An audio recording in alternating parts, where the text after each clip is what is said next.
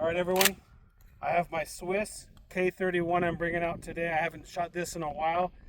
It's a really nice gun that I really enjoy shooting. Let's get some shots through it.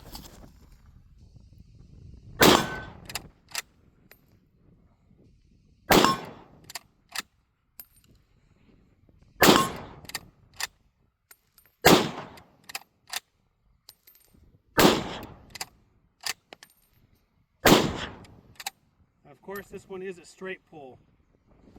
So much fun.